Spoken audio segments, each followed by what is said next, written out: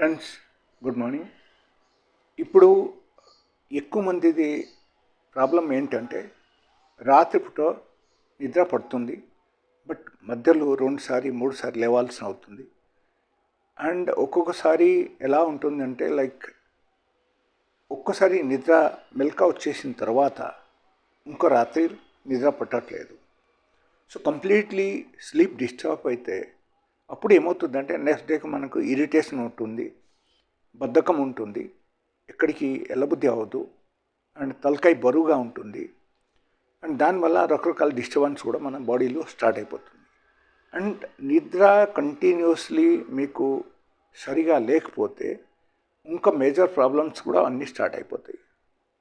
Like anaemia things, ఇన్సోమనియా, anaemia, రక్తం తగ్గిపోవడం, and even కొన్ని స్ట్రెస్ హార్మోన్ జనరేట్ అవ్వడం, ఇది అన్నీ మొదలు పెడతాయి.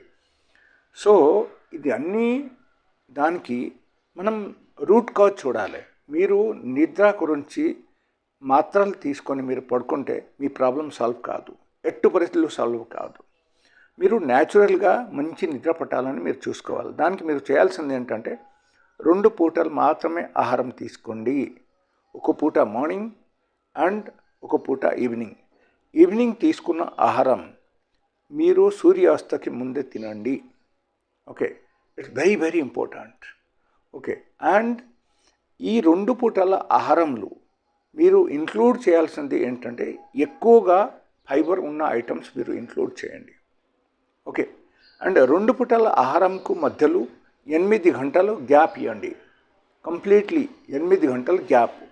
8 గంటలు గ్యాప్ ఇస్తేనే మీకు ఖచ్చితంగా మీకు నిద్ర పడతాయి. అండ్ సపోజ్ మీరు పొద్దున 10 గంటలకు మీరు తినేశారు, తర్వాత 6 తర్వాత మీరు తినండి.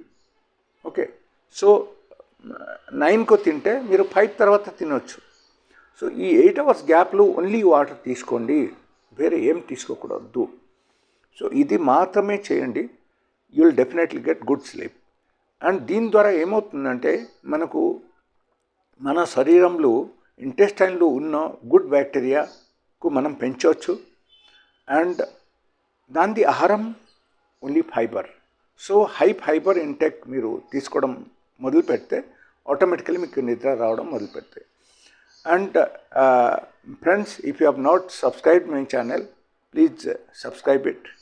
And if you like such kind of information in my next video, then please give me a like. Thank you.